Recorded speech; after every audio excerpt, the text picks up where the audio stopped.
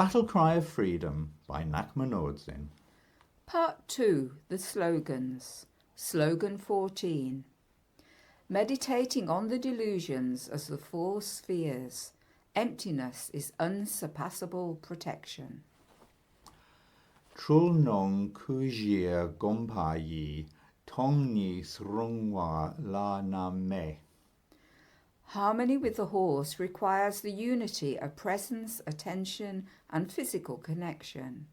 Emptiness enables the rider to enter the dimension of the unity of all three.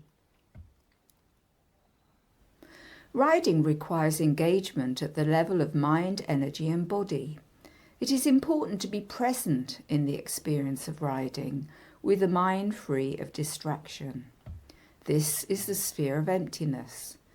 It is important to be energetically aware of the horse and its response to the environment.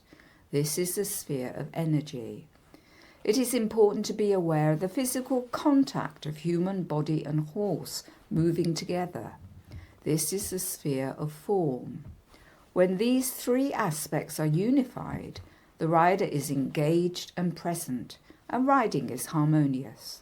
This is the fourth sphere. When I tried to take Dee out on her own, she would be fine for a while and then suddenly refuse to move forward. She would start to back up or rear when I asked her to continue. This behaviour occurred every time. From the perspective of the spheres of being, there was the situation and there was my relationship with the situation.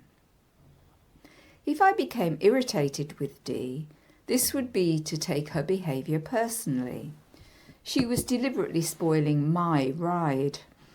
I could regard her as being stubborn, difficult, willful, lazy, or a combination of all of these. This would be to focus on the form of the situation, and specifically on how the form of the situation was different from how I wanted it to be. Wanting the situation to be different would not address how the situation actually was. Irritation would not be an effective method of addressing the situation, as it arose from an imagined or projected reality. This response would be to lack emptiness. If I was patient with Dee, this would allow emptiness to be there. I would feel concern for Dee, but I could never understand what the problem was for her and help her overcome it. She was not a lazy horse, so there was some anxiety that prevented her moving forward. With patience and sympathy for Dee, I could be empty in relation to my concern for her. I could let go of my hopes for the ride and focus on her. I could patiently try ways of giving her the confidence to move forward, but my attempts had to be free of expectation. In Buddhism, reality is examined through these three spheres of being in order to discover their inseparability as the fourth sphere. The sphere of emptiness is pregnant with the possibility of form arising. The sphere of energy is the tension between being and not being, emptiness and form. Intangible form manifests from emptiness: thought, emotion, attentiveness, intention, sensory perception. These are empty, yet experienced. The sphere of form is the dimension of tangible appearance, physicality, activity, sensory experience. Trangu Rinpoche says, external phenomena of samsara are like phenomena in a dream. They do not exist, and the realization of this absence of true existence is the Dharmakaya. While phenomena do not exist ultimately, on a relative level, due to mere dependent origination, they arise like appearances in a dream, and this is the Nirmanakaya. These two qualities of being, non-existent and yet perceived or experienced, are an indivisible unity, which is the Sambhogakaya. The unity of all three kayas or dimensions is the Svabhavikakaya. The three spheres or dimensions of being are inseparable in the same way that the height, width and depth of a three-dimensional object are inseparable.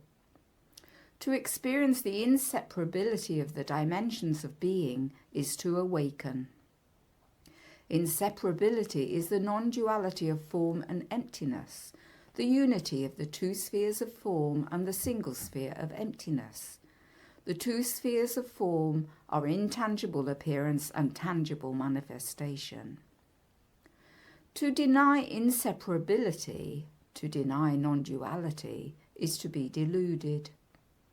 The attempt to split form and emptiness is delusion through denying emptiness and attempting to manipulate form. The inseparability of the three spheres is expressed as the fourth sphere, the sphere of indivisibility.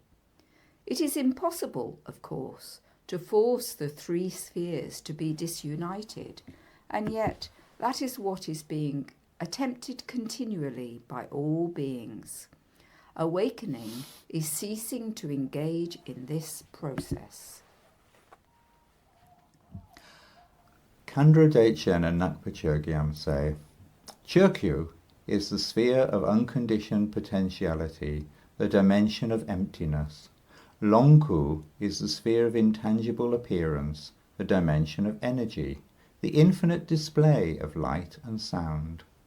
Tulku is the sphere of realized manifestation, the dimension of physicality.